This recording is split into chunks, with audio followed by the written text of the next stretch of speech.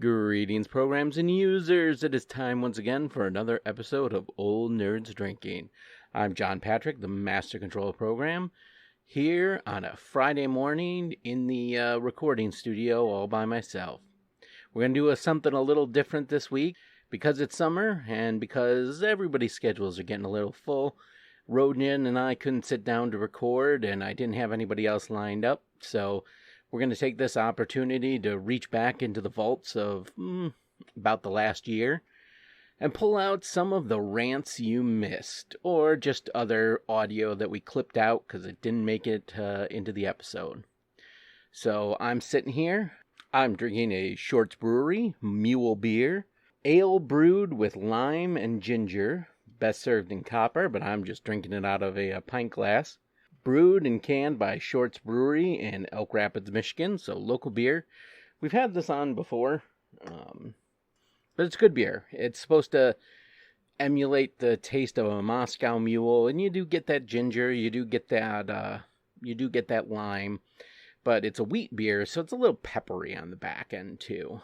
I figure on a Friday right around noon, we're day drinking, this was a good beer to choose. So the first clip we're going to listen to was actually cut out of last week's issue. It mainly didn't make the cut just because we were trying to keep it in the constraints of an hour episode. But this is Ro and I talking about the release of the Eternals trailer. So give it a listen, and we'll be back after.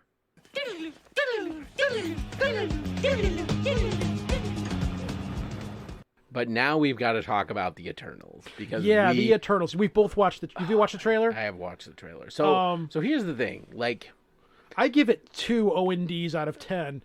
Maybe. It looks like a DC movie. It really does. I'm sorry, DC fans. Again, we love the DC comic books. We want to have good DC movies, but the Eternals just looks like. Again, it's a team.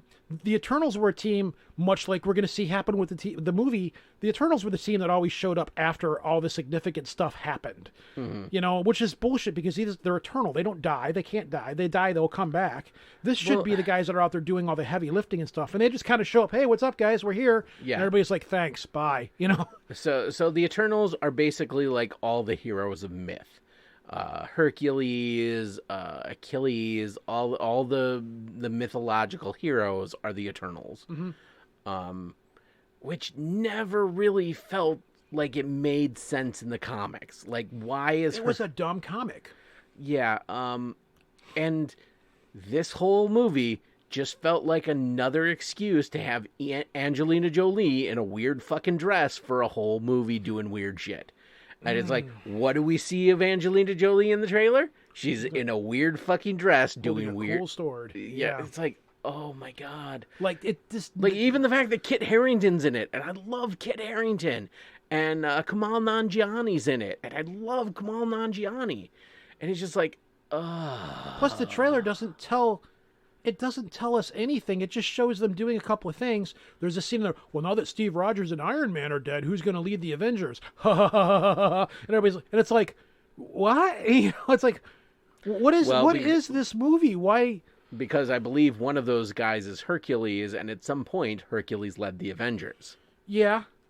Yeah, that's true. Yeah, but again, that was a period of time in the Avengers where not a lot of people really read that. That was going into the weird age of that was leading into the tinfoil age of comic books that we talked about earlier. Like that Avengers team, like because you had the West Coast Avengers going on at the time, and that's the thing is these Marvel shows more than anything else are building up the West Coast Avengers. There's a lot of things that's going on with these Marvel shows. You've got the Young Avengers being formed behind the scenes. You've got you got Moon Knight coming. Apparently, Scarlet Witch and White Vision are in the West Coast Avengers. Rhodey as War Machine is in the West Coast Avengers. Yeah. Hawkeye was the leader of the West Coast Avengers. Yeah, for but a while. Hawkeye, after his show is done, is going to be the end of that. That's going to be him handing the baton on to the younger Hawkeye. Which is going to make me sad because I love Jeremy Renner.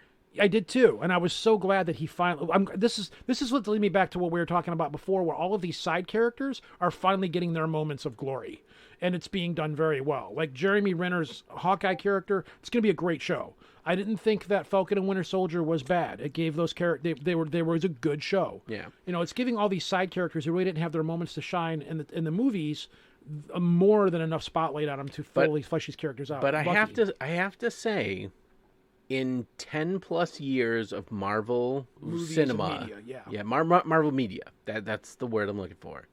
The Eternals is the first time I saw a trailer and was like, just really meh. underwhelmed. Yes. Yeah. Like, I had no interest in seeing Guardians of the Galaxy. That's where I was going to go when next. I heard they were going to do Guardians of the Galaxy. It's like, why? Then I saw the trailer, and I'm like, okay, this looks cool. Yeah. I should go see this. And I saw the movie, and I was blown away. Yeah.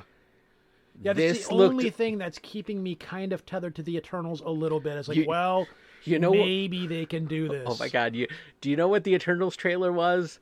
A minute and a half of every character at one point or another brooding into the camera. Literally. Fuck, you're right again. I hate it when you have these moments of absolute on point. Yeah, it's just like looking stoically and brooding into the camera. Mm-hmm. It's like, there's... Like, even Shang-Chi, like, when I saw the Shang-Chi trailer, I'm like, oh, okay, I am actually more interested in this now that I have seen the trailer. Yeah, I'm still not super stoked about it, but I'm more interested in Shang-Chi than I am the Eternals. Yeah. The Eternals looks like it needed to be a Marvel... a Disney Plus show. Well, and the that thing, needed to be a story told over a longer period of time or something. When the Shang-Chi trailer dropped, it was first Marvel did that, I think it was a shareholder event where they did the Phase 4 release.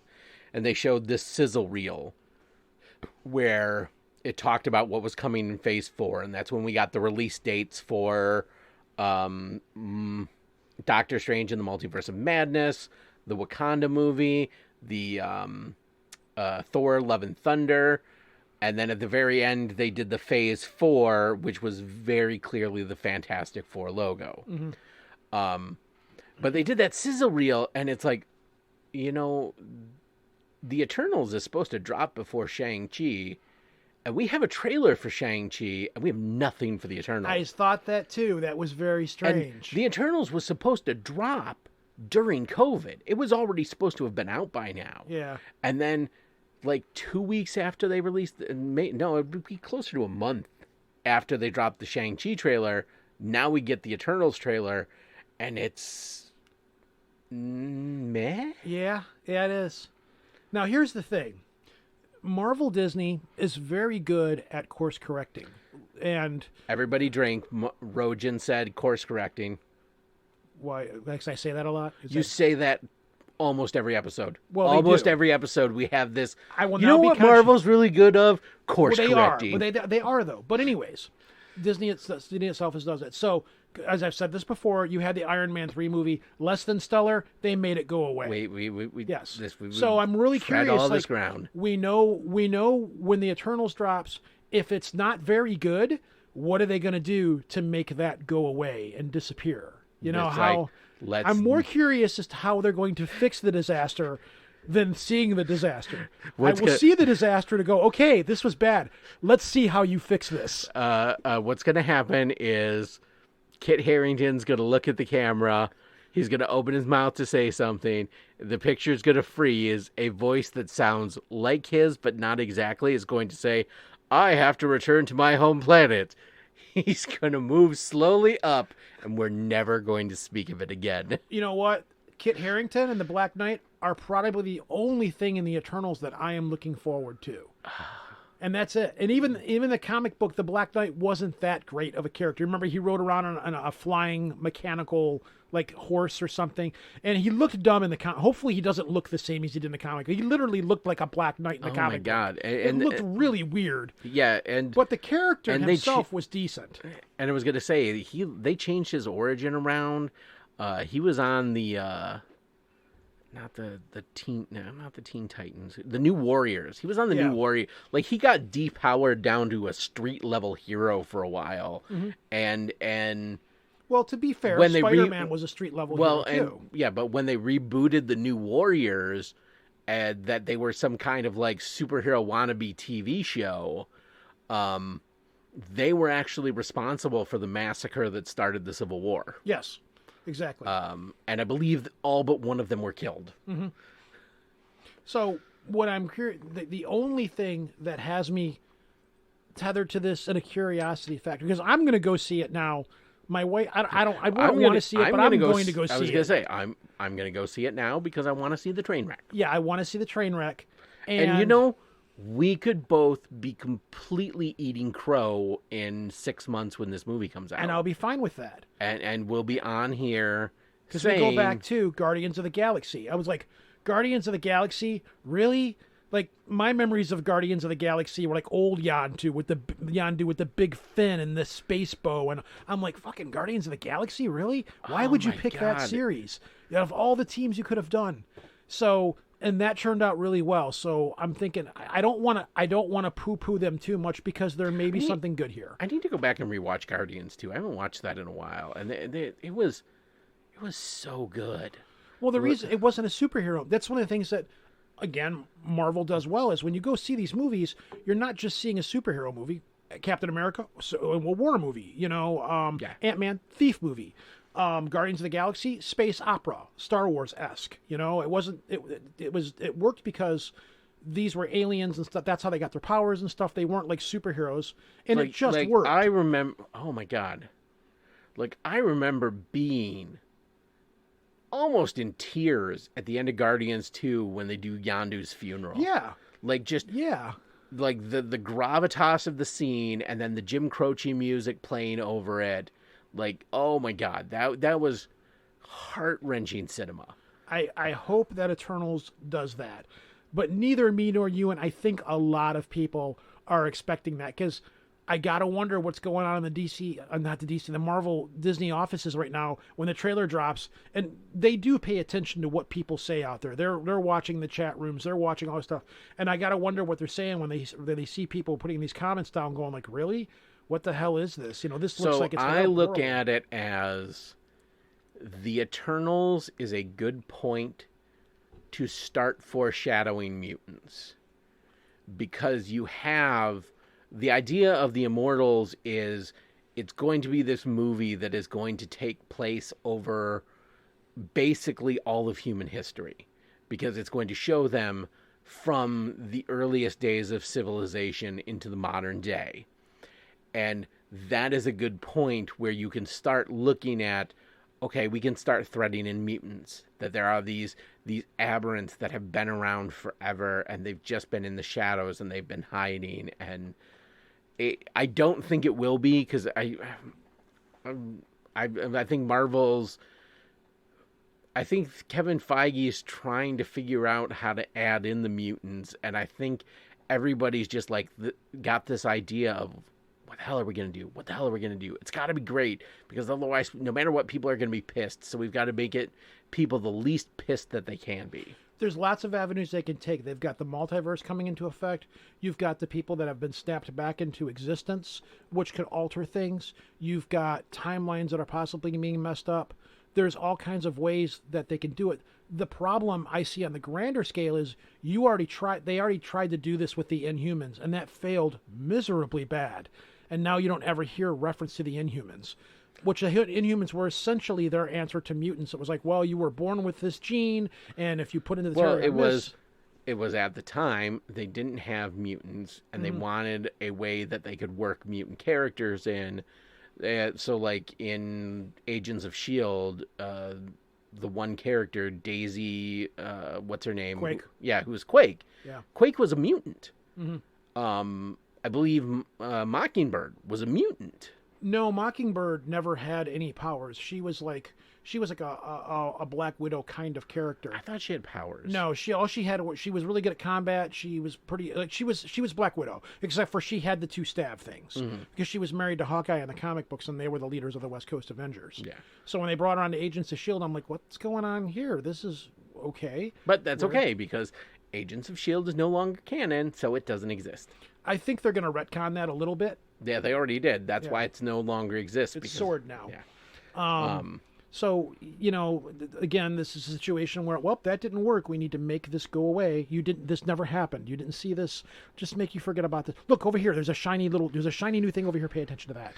Look, Captain America shield. We got the Captain America shield. So what I think they're going to do is the Avengers are going to take a back seat, and you're going to see the Fantastic Four appears to be the next super team that's going to be the anchor for the Marvel Yeah, universe. and that I see that as a plot point of that. Okay, the Avengers are gone. We need something now To fill and in the gap. Yeah. and this is where Reed Richards is going to come in and be like, okay, we're going to do this. Like, I'm this super smart guy, and I've discovered the Phantom Zone or whatever the hell it is, the dimension where they go and they get their powers. That's actually going to be the quantum realm where they shrink Yeah. down really slow, because they've already hinted in the background. There's a scene where you can see a little city. All that stuff is already there in the quantum realm. They're not going to use the shadow zone, or The whatever. negative zone, Yeah, the I think. negative zone. That's how they're gonna. Which is fine. That's a good. It's already established. It's there. We know it's there. Yeah. We know that world's there. That'll work. But I think more than anything, the Fantastic Four. I was never a Fantastic Four fan in the comic book. It was kind of a meh comic book for me. Yeah, me neither. And I never really cared about. They were just kind of Like, of they were every- a hokey team. I was gonna say, of everybody in the Fantastic Four, the only compelling character is the Thing. That's exactly right. Yes. The thing was the thing. That was it, and he was kind of like the cool version of the Hulk, Right. He was their Hulk. So, because the Fantastic Four was like, here's our brain guy, here's our muscle guy, here's the blaster guy, and then you had, the Invisible Woman kind of whatever. Here's the token female. Yeah, and it was like it went like the flying car with the four on. I was like, all right, whatever, but sure, I see your place in the universe, but they weren't like a big. They were more like Alpha Flight or something. They were a side team. So, and that's where the Fantastic Four, the movie problem with the Fantastic Four, they just weren't a compelling team. So I'm curious to see what Marvel is going to do with them to make them work. Again, Guardians of the Galaxy, they did it there. Let's see if they can do it with this. Yeah. But I think most people really want to see the X-Men. They really want to see what's going to happen. And Marvel, I think, is really taking their time, because that's going to be their next Avengers kind of, Right. story. So, I don't know. Again, we'll see. But the Eternals, we can both agree, looks like shit. It just does not look good. Really does. Like, So. Shang-Chi, I'm not thrilled about it, but I would go see Shang-Chi over the Eternals. The Eternals coming out, it's kind of like, that's going to be one of the movies where I look at my wife and I'm like, I'm not sure. Like, Black Panther? Yeah, I'll go see Black Panther. You know what? know. You know what I thought of after seeing the Shang-Chi trailer? You know what it reminded me of? Rush Hour. Yes, it did. It did. Like all I'm seeing is like, oh my God, all you really need is Chris Tucker and this Yeah. guy's Jackie Chan, and you got Rush Hour. yeah. And God, I love the first Rush Hour. I'll go. I'll see it. Yeah. I'll be open-minded about it. I don't know about the Eternals, man. I think me and you are going to walk into the Eternals fully expecting a shit show. Yeah. Fully expecting it. And we're just going to sit back to eat our popcorn and like, all right, here we go. Let's watch how this goes down. And hopefully we're wrong. I really hope that we're sitting here a few months from now or however long from now going, you know what? That wasn't that bad. I really do. I don't. All right, everybody, mark your calendars. Yep. This is the point. In 6 months or so, when it comes out, either we were right or we'll be eating crow. But I'll be fine. I want to eat. I don't want to see bad movies, especially from Marvel. I don't want to go into these movies. I don't want to see a bad movie from them. Yeah, nobody does. Like but- DC, you just kind of expect a DC movie to be what a DC movie is, or a Warner Brothers DC movie. Marvel, Disney, you kind of walk in there expecting to get your ass kicked, and when you see this, you're like, wow, really? Like, this is the best trailer? What is the plot of this movie? What are these? How do you explain these characters are People eternal? brooding at the camera. That's what Yeah, I don't. We'll see. I don't know. Yeah. We'll see. I hope it's good. Because But- we already know Spider-Man's gonna be good. We know Doctor Strange is gonna be good. It's just like, all right, Anyways, Welcome back to the Edit Suite. I hope you enjoyed that clip of us from last week's issue, talking about the Eternals. Up next, we're going to set the Wayback Machine to the very first issue of Old Nerds Drinking, when we were talking about my crazy Muppet fever dream and our very first Star Wars rant. This one was a very short little clip I pulled out entitled, John and Ro Get Dick Hard About Technology. So, enjoy.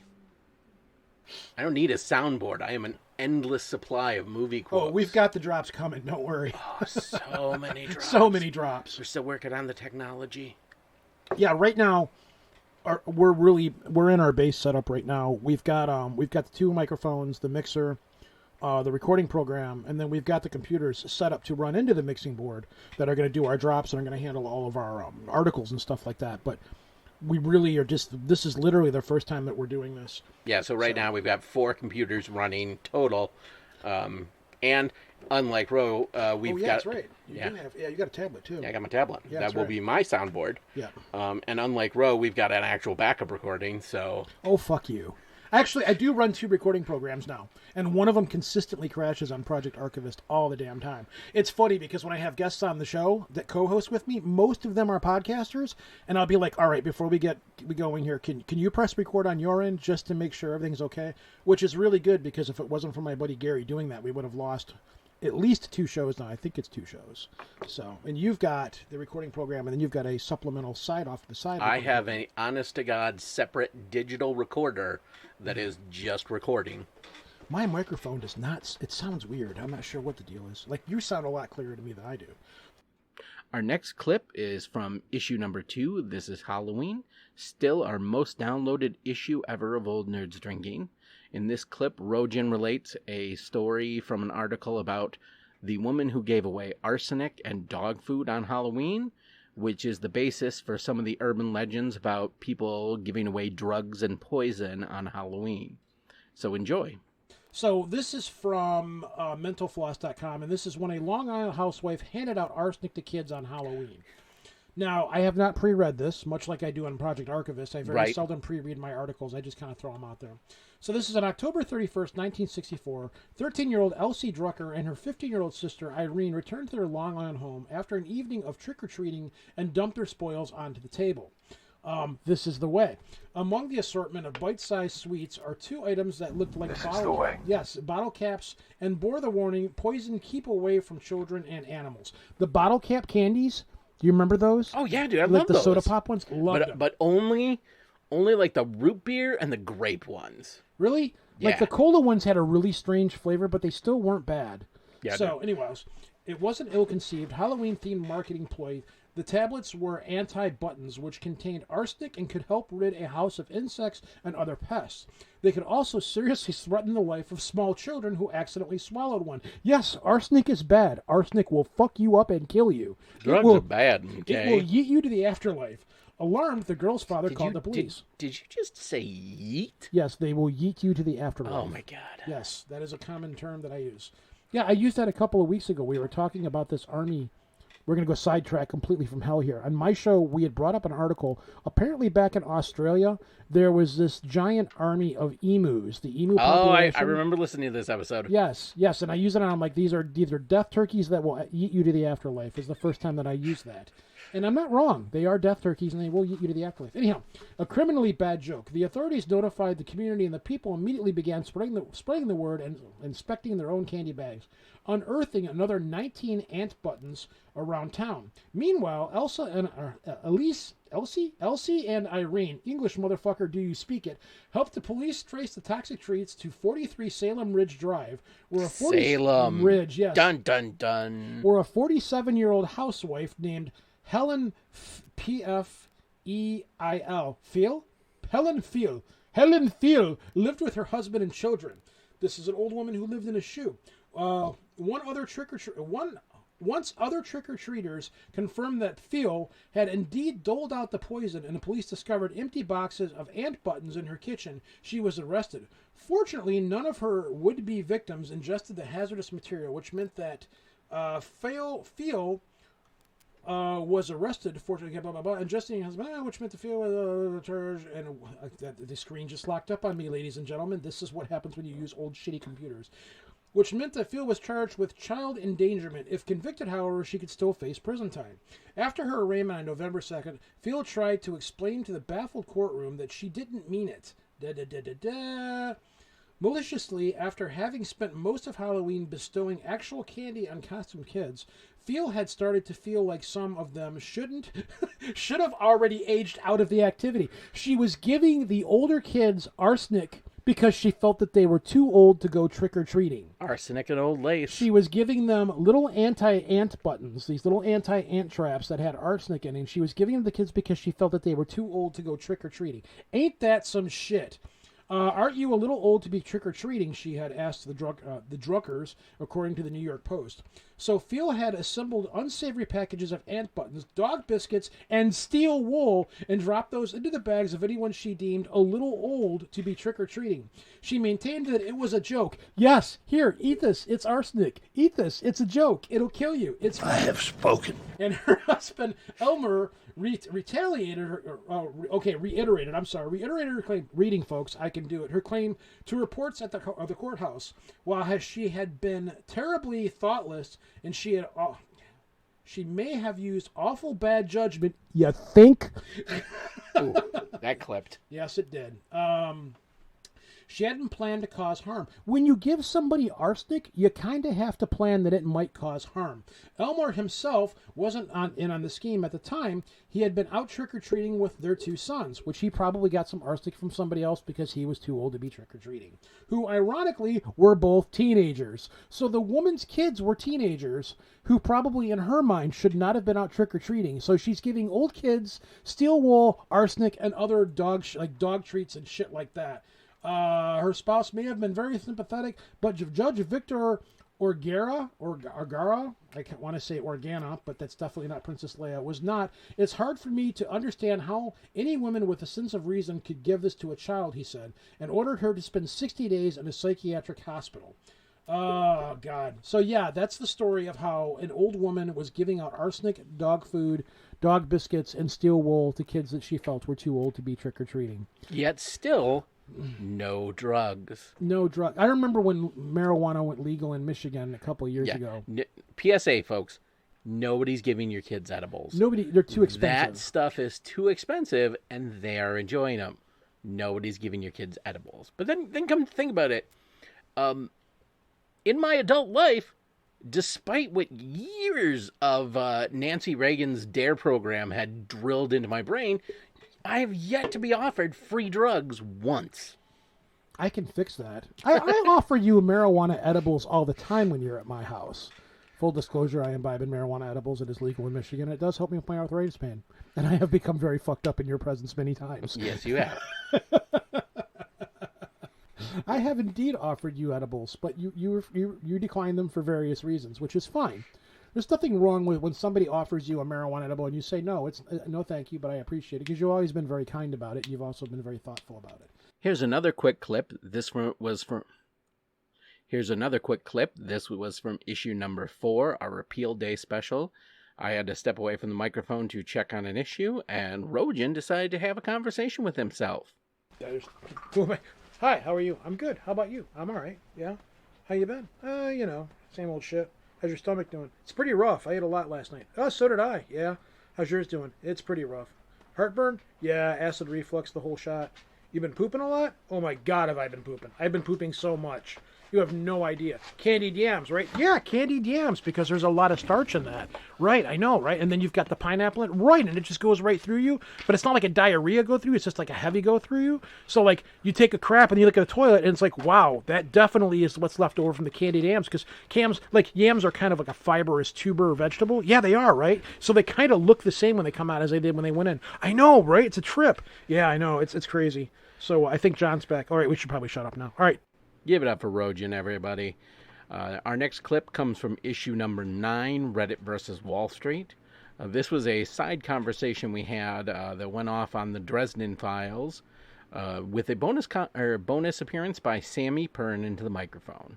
Since we have a little bit of time, well, go ahead and finish what you're going to say for edit purposes. Oh, that was the end of that. So okay. I want to derail the show slightly because we're getting towards the end of the stuff that you have on the notes here. And we've got a little bit of time to play with, I think. And if hopefully you'll leave this into the show.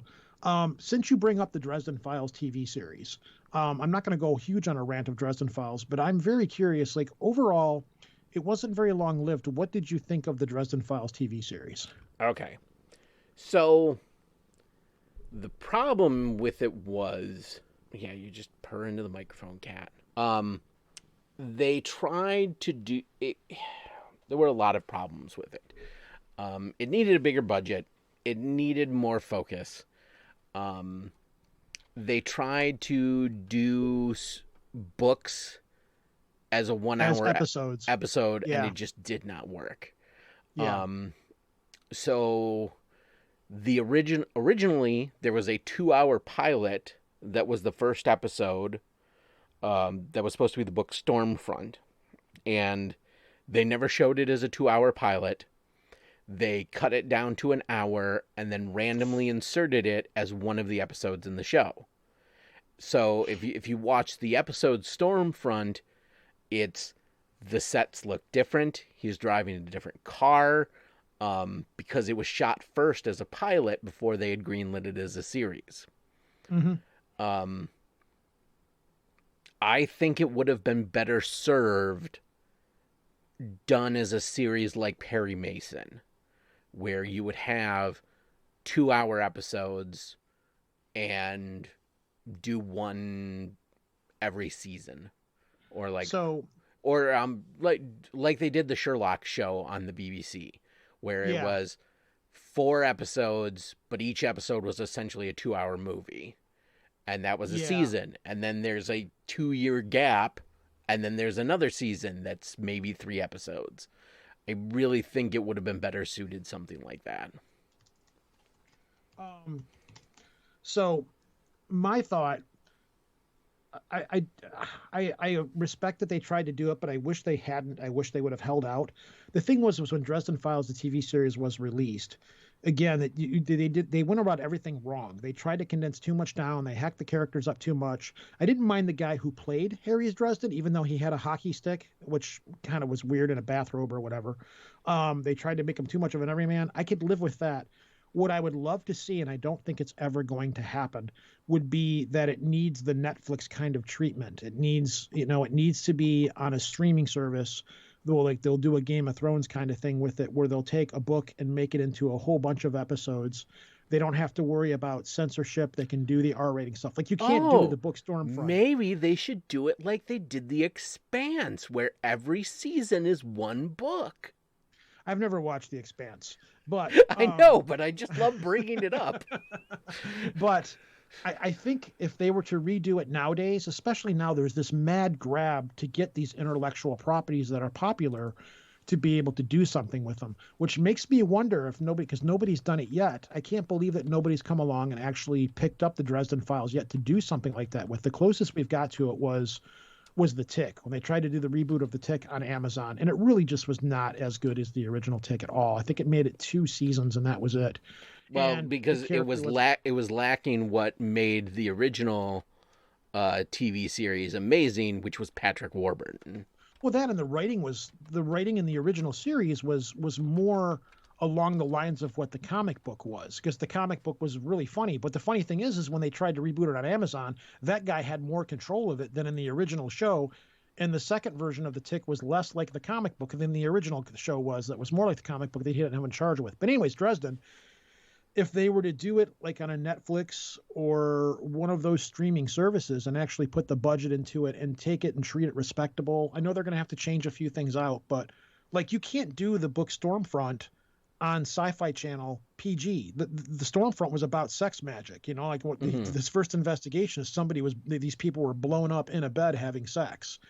And it's like, how are they going to, you just can't do that. Then you've got the other book, which is pretty much like a bunch of succubuses doing porn. You could do these shows and you can do them very well and only have to change a little bit, but you can make each season a book for the most part. Now, granted, as Dresden went along, he has the Harry Potter syndrome, where the longer the books go, the bigger the books become. The later in the series, the bigger the books expand onto, which is what had happened with Harry Potter. As the Harry Potter series went, like, the books became longer and longer and longer and bigger and bigger and bigger until you got part 1 and part 2, which is we just had happen with the Dresden Files.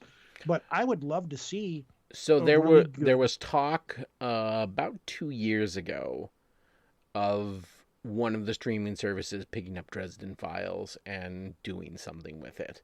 Yeah. Now that would have been, I want to say 2018, which, as productions go, would have meant, if it was still moving forward, they would have been starting pre-production 2020, which means it probably is in development hell right now. Oh, especially with COVID. Yeah. Yeah, I wonder how much shit has been locked up because of all this COVID stuff. right. So No.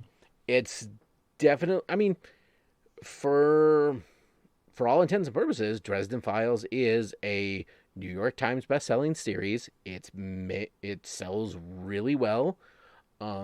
There, I would not be surprised if something else happens with it. It's just a question of, I mean, when, if and when, because so much stuff gets optioned, but it is very rare that things ever get all the way And that to sucks, production. man, because good stuff just gets held up in limbo and you never hear about it. Oh yeah, yeah. You know, like we've talked about it before. We're still waiting on Cowboy Bebop. Any kind of information on Cowboy Bebop live action. We're just waiting. If you have any information about when Cowboy Bebop is actually coming to Netflix, email us at oldnerdsdrinking@gmail.com. And now for something completely different. Here are 10 minutes of Rojan and John reminiscing about old memes from issue number 10, All Your Bases Are Belong to Us. I remember that one. I remember I'm in base killing dudes. Yeah, I always pronounce it as you are. Yeah. I'm in your base killing your dudes, which in turn got made into a whole bunch of other things. I made a picture. It was like UFOs, and then I put in it. I am in your picture being fuzzy, and it was just like a little fuzzy orb in the picture. And then I did it for like I'll take all the the paranormal tropes, and I did the same with it. I did like the fuzzy Bigfoot walking in the distance picture, in your picture being fuzzy, or something like that. Oh yeah, yeah. Yeah, it has cheeseburger, which you brought up already. What were some of the other classic memes that were out there? There was the walrus with the bucket, my bucket. Oh man. There was the well, he still makes videos though. The guy that did like the Weevils, the Weevils video or something like that. The guy that did the Look at My Horse song. Oh, you know my God, my horse is amazing. Yeah. Like, look at my horse is amazing. my girlfriend Lisa and I were out somewhere. I think we were at Greenfield Village like a year ago at least. Or this had to have been pre-pandemic. So, and she just started going, look at my horse is amazing. And that shit was stuck in my head for a month. Like, not even exaggerating. I could not get that out of my head for a month. There was that. The honey badger meme is a huge one. The honey badger meme. Candy Mountain Charlie. Yeah. Oh. Trollface was big. The American Chopper argument, where it's got the dad yelling at the son and the son throws the chair. That one is still around. Yeah, that one still makes the rounds. But yeah, Ermagerd Goosebumps. Oh God, yeah. The dog that was much happy, great. The Doge. Doge. That was another one. He's still around. And that came from Strong Bad. That's actually where that. That was actually what I was just about to mention. Was like Strong Bad and Homestar Runner. Yep. How you type with boxing gloves on. Hello, I am Strong Bad. Today we're going to go to the email. Scumbag Steve, the guy that's got the hat backwards in the video. Oh, dude, we can't talk about Homestar Runner and Strong Bad without referencing Trogdor, which actually made it into a version of Guitar Hero. That was like one of the super high-end songs that you got to play in that game. Oh, Consummate V's. Oh, dude, that made more into that. Like, they made a board game out of it. I own it. It was a Kickstarter game. Do you remember the Trololo guy? Trololo? Yeah, the Russian guy. The Trololo Russian guy. La la la la la la la la la la la. I played that for my daughter. To this day, it was like every Christmas I'll send it to her in some way, shape, or form through Messenger or something. Because when she was a kid, when she was like 15 and stuff, and I started like showing her all of this funny stuff on the internet. That's when your kids finally start to reach an age of maturity where you can start to show them some jokes. Oh. Like I played Trollolo for her, and we just laughed our asses off. And after a while, she was like, "This is really dumb." And then there was Rebecca Black's Friday. You remember Rebecca Black Friday? Oh, not only do I remember her, one of the shows up until recently that I would still religiously watch on Comedy Central was Tosh.0. And probably last year, he brought Rebecca Black in because it was like the 15th or 20th anniversary of Friday. Wow. Or 10 Wow. years. No, it's got to be 10 years. We got to look this up. What's funny is that, like, she became popular not because the song was good, but because it was bad. You know, like, she went out and spent money and recorded this song, and I felt, you know, part of me felt bad for her because here's a chick that, like, was just trying to make it, you know. Okay, so she went out and recorded a song. And March 14th, 2011 was Rebecca Black's Friday. Wow, no, the song originally released as a music video single on YouTube February 10th, 2011. So we literally just passed the 10-year anniversary of Friday. Friday. Like, somebody broke the video down, like the guy's got his hand out the window and it says "my hand is a dolphin" or something like that. I remember that. I actually need to send that to my daughter because she'll get a kick out of that and she'll laugh. There was the Chocolate Rain guy, like the little black kid with the incredibly super deep voice. Yep. No. Okay. So if we're gonna talk about this, we gotta bring up Tron Guy. Oh, Tron Guy he actually was instrumental in getting the sequel made to Tron, I believe, from what I understand. No. Tron Guy, I actually have a tangentially attached to Tron Guy story. Because Tron Guy was one of the fundamental early members of the Penguicon community. Back when it was more focused solely towards Linux. And then he was like one of their regular guests. He was always on the roster. Even if he wasn't a featured guest, he was always attending.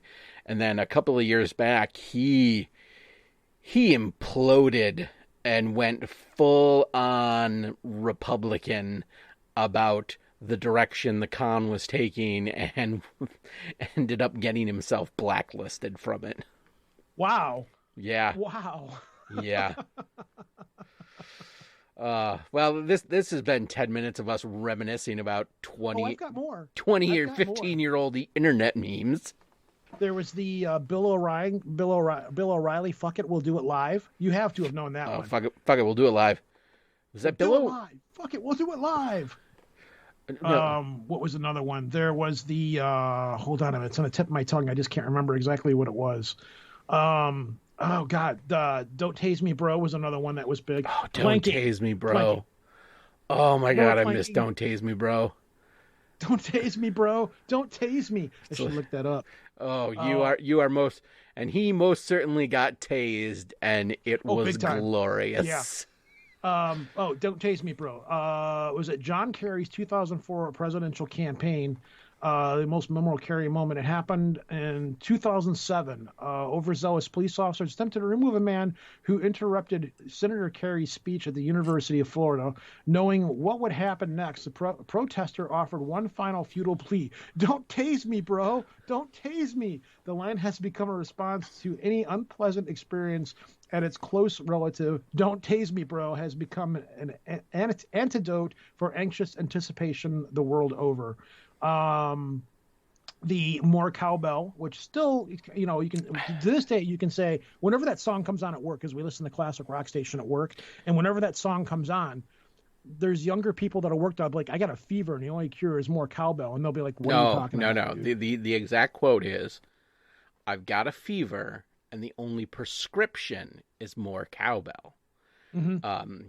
So really let it fill the room. Yeah.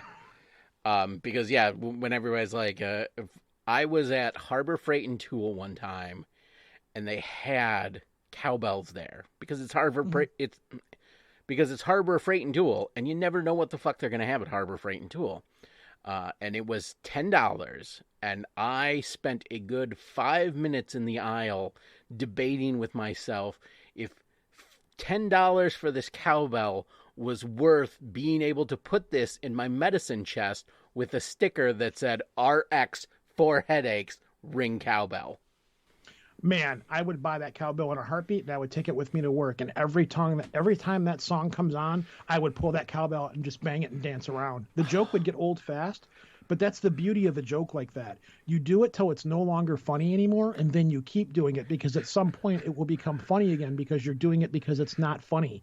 Like you can take a joke like that and make it evolve to a point where it's like, okay, it's not funny anymore. It's really not funny anymore. Okay, it's not funny anymore. Okay, stop doing it. It's not funny anymore, but you're still doing it. Yeah. Then there was the, and I still do this one every once in a while too. Do you remember way back the cop that pepper sprayed everybody that was at the protest? Oh yeah, that just walked by and crop and he dusted held up everybody the with pepper spray. Exactly. So for a while, everybody was photoshopping that guy out of pictures and photoshopping into other things. So I had this one where I photoshopped him, and he was pepper spraying a chupacabra, and it would say Project Archivist keeping you chupacabra free and it would have whatever the episode number was, and it would be crossed out and have another episode number crossed out, another episode number. I vaguely remember seeing that meme on your Facebook group. Yeah. Yeah. I still do it every once in a while. I'm about due to do it. I might do it when episode, like every time a milestone episode hits, like every so many 100 episodes. So the next big one that I've got coming up is going to be episode 300. I may revive it for that one. The you have died of dysentery meme, because we all played that game when we were, I don't know if I did. Oh God. Yeah. I played a lot of Oregon Trail in like elementary school and all that. But no, I was just thinking, somebody had a meme on Facebook, and it was like, you know what really gets my goat? And the answer was chupacabra. Oh God. Charlie Sheen, #winning, drinking tiger blood. No, doesn't ring a bell to you? Oh no, I remember. Dick butt, that's another big one. The Putin riding a bear one. Shirtless Putin riding a bear. You don't remember that one either? Yes, I remember these. But this has literally been 20 minutes of us reminiscing about memes. I know. Okay, where do you want to take the show then? What's next? Where are we going? And while we're on issue number 10, here's a quick cat outtake from that episode, courtesy of Sammy. So, what's up? How you doing? What's going on? God damn you, cat! Do you put these outtakes at the end of the show after the music's over with? No, but I save them.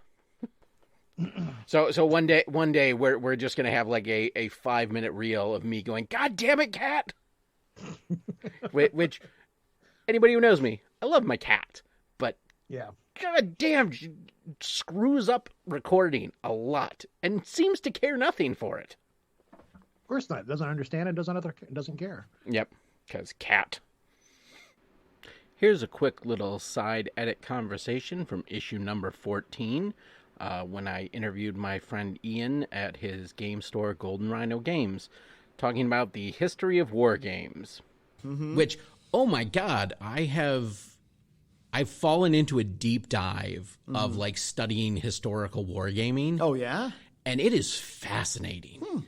So like the art of wargaming goes back to the 1800s. Yes, when they would use it as a means for generals to practice playing war. Right, and they would have topical maps. They would have little pegs or things that would, and our hobby evolves from that. The first published rules were a German rule set called Kriegspiel. Oh, okay. And it's the way Kriegspiel was played. You would have two generals and you would have a referee. Okay. And you as the general would write down your orders. You would hand them to the referee, and the referee would interpret the orders. Oh. And then make the moves on the board. So if you don't word it right, the referee was free to misinterpret or... Right. And oh my God, I want to play this. Yes. And the reason I found out about this was because that relationship of how the game was played essentially evolved into D&D. The idea of you relaying your action, right, and then the dungeon master interprets it, rolls the dice to see what it happens, and that's how we got first edition D&D. Oh, that's nuts. Oh, it's crazy. That is super cool. There's a book I'm reading right now called The Elusive Shift, and it's basically the philosophical history of D&D. So when D&D first came out, it was not a role-playing game. It was a series of wargaming rules for medieval fantasy. Oh. Then the That's some irony for you. Yeah. I'll get to that in a minute, though. Continue. So then the community basically came up with all the philosophical things about how we know D&D now. Right, yeah. Was traded back in these fan magazines that were just mailing lists. Yeah. And this book kind of breaks down that shift of how we got from that to role-playing as we know it now. Wow, that's crazy. So the reason I say that that's really ironic is from my history of working with Games Workshop. I know that they started out primarily as a magazine called White Dwarf, which was an adaptation for Dungeons & Dragons. So they didn't do models at all. They actually had some third parties that would make historicals and stuff like that. And then eventually they came out with their own game, which was Tabletop Miniatures Wargaming, which was Warhammer. The book I just mentioned, they actually reference the early issues of White Dwarf and essays that were written in that. Oh my gosh. I found out Bowling Green University in Ohio has a massive pop culture wing of their or pop culture collection in their library that has a good collection of these old fanzines and stuff. Oh, that's cool. I know. It's Man, that sounds like a road trip. I know. I've mentioned this to one of my other co-hosts. That's we need to go down there and talk to these people. Yeah, no kidding. Because that's listed as a source for this book as one of the places the author went to get these. Because the fanzines only live on, it was pre-internet. That's 1970 to like 1980. So these were things that people were typing on typewriters, copying, and then mailing out. Oh, that's nuts. Yeah. So it's this lost piece of the history of gaming that now people are trying to preserve. Yeah. So literally, that was word of mouth. Yeah. And then the shift happens that. From the published fanzines, you go to the officially licensed magazines of Dragon, White Dwarf, and then there was a Chaosium ran one. I can't remember the name of it off the top of my head. And so you had these essay talks that people would do in the fanzines now moving to magazines that doubled or quadrupled the readership. So it's... God, I'm like super nutty about wargaming history now. So I'm trying to track down all these old wargaming books. I'm trying to find an old copy of the Kriegspiel rules so that if me and my friends or you ever decide we want to do it, we can actually try playing it. Yeah, that would be super cool. Oh, it's super interesting. Well, that's going to do it for this very first best of issue of Old Nerds Drinking, or the Rants You Missed. From the Edit Suite, I'm John Patrick, the Master Control Program, and I am saying... End of line. Over? Did you say over? Nothing is over until we decide it is. Was it over when the Germans bombed Pearl Harbor? Hell no! Sherman? Forget it, he's rolling. And it ain't over now. So, what's the plan? Take car, go to Mum's, kill Phil, grab Liz, go to the Winchester, have a nice cold pint, and wait for all this to blow over. Might as well write him off. Let's close up the bridge. Let's get out of here. Close it up. Lights out. Where are you headed, cowboy? Nowhere special. Nowhere special. I always wanted to go there. We're going streaking! Yes! All right, move on. Nothing to see here. Please, Pittsburgh. Nothing to see here, please.